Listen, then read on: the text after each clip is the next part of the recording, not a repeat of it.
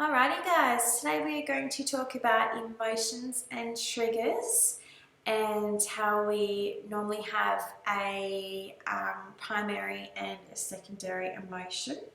So just to give you guys some examples of good and bad emotions.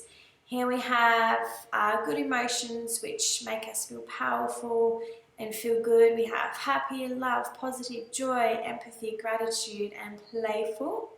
Whereas on the other hand, we have bad emotions that make us feel powerless. We have anger, sad, fear, anxiety, jealousy, grief, and guilt. Although they are separated into good and bad emotions, they are all valid and relevant emotions. We can't have one without the other. We definitely need a good amount of both.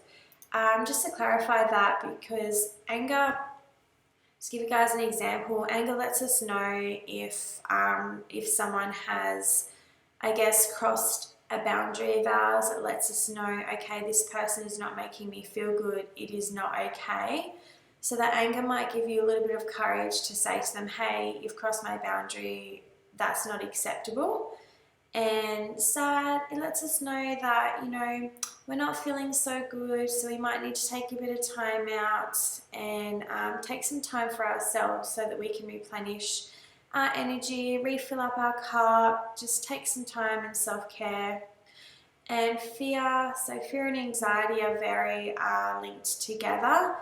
Fear is normally the first thing that comes in our mind, and then anxiety is the secondary response. So fear lets us know, or to give you guys an example actually, is, babies are very fearless until they go climbing on something high and then they fall. So it lets them know, okay, if we climb on something high, we're going to fall.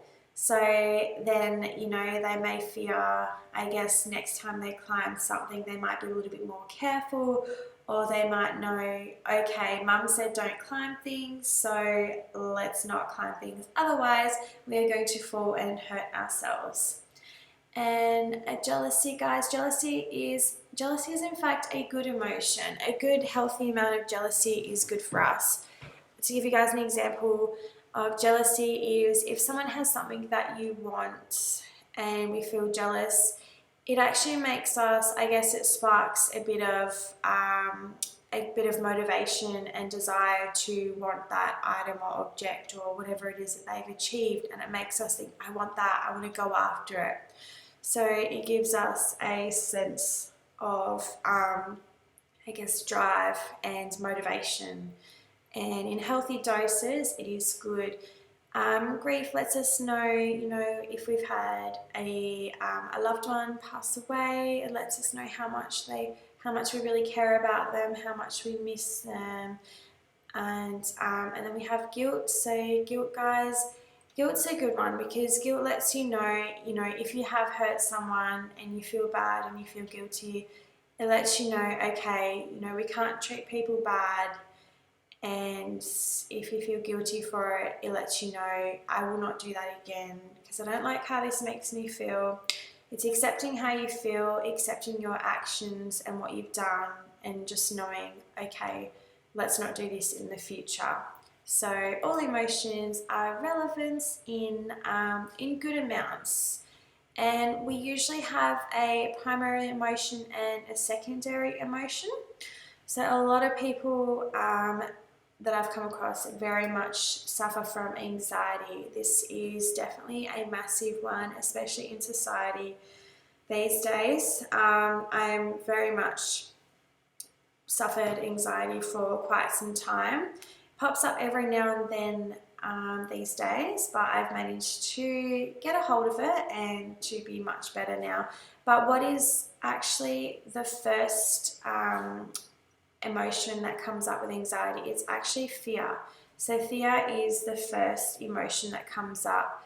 So to give you guys an example, when I used to be in school, when I would walk into school, I would fear that I would be alone, I wouldn't find my friends, or I would fear that maybe someone would make fun of me, which then fear being the primary emotion and anxiety being the secondary emotion. So anxiety then would be what I would feel after that fear is triggered, and then anxiety is what is the secondary emotion that is triggered.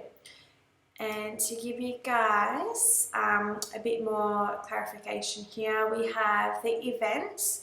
So for an example, the event being walking into school. So the event that causes the trigger, that causes the emotion, so the emotion, anxiety and fear, that causes the reaction. So the reaction to feel anxious, to feel fearful, to not feel good, to feel uncomfortable, and you get the physical responses too. So you know, the sweating and everything like that. But over here on the picture to the right, we have the reactions. So when one domino is tipped over and they all start to fall, but you have the hand in the middle there to stop that emotion. So to stop the reaction, to keep going and making it worse and worse. So what we want to do is assess, interrupt and choose a good emotion to take over the bad emotion. So to give the school as an example again, so me walking into school, I would feel fear and then I would feel anxiety, and then it would just build up in my head.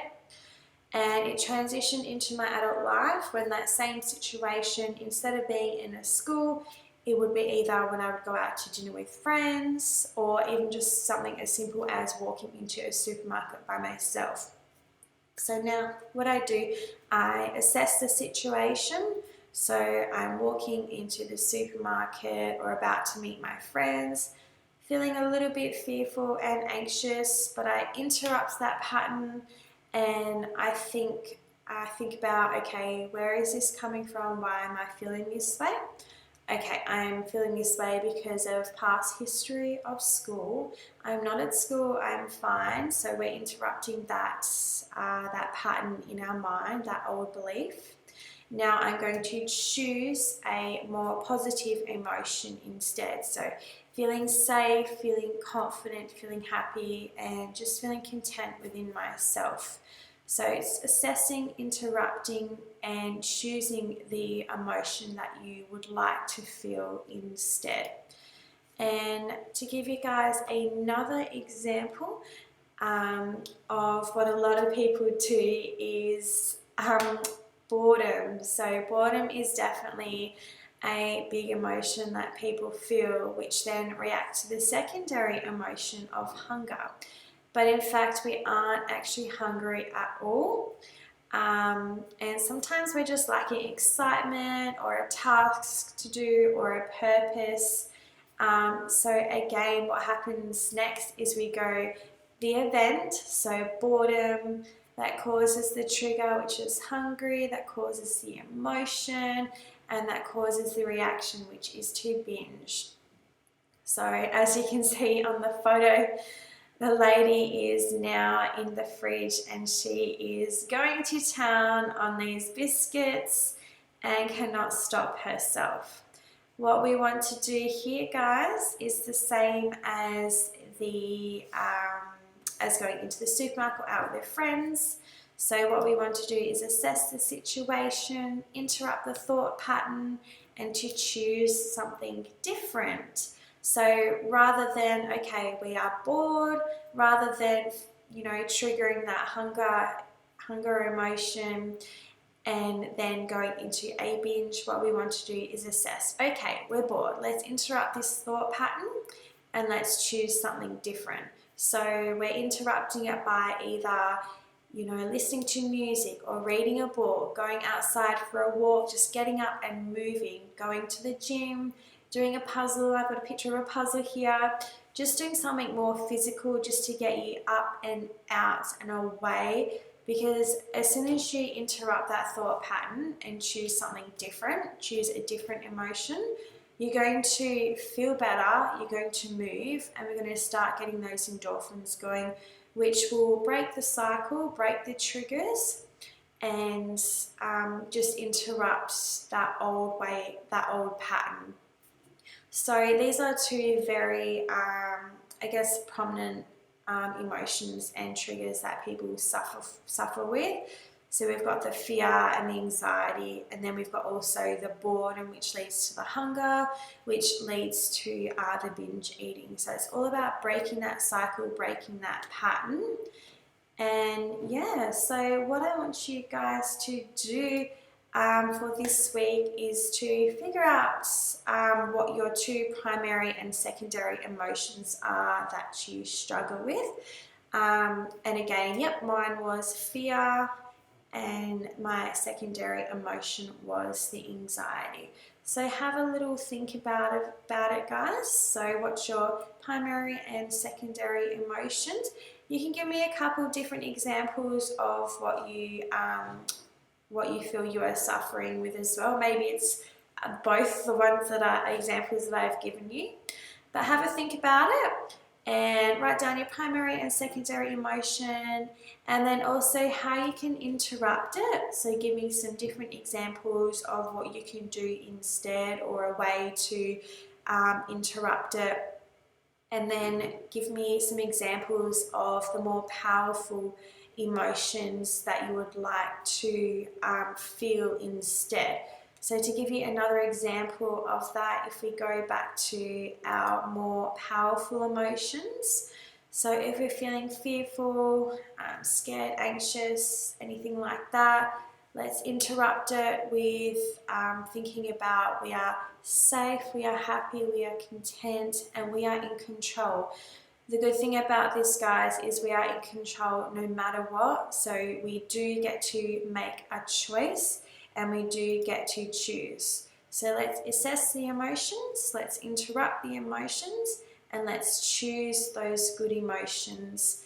And yes, start making some changes. I look forward to hearing what your most prominent primary and secondary emotions are. And I will talk to you guys soon. Enjoy your week.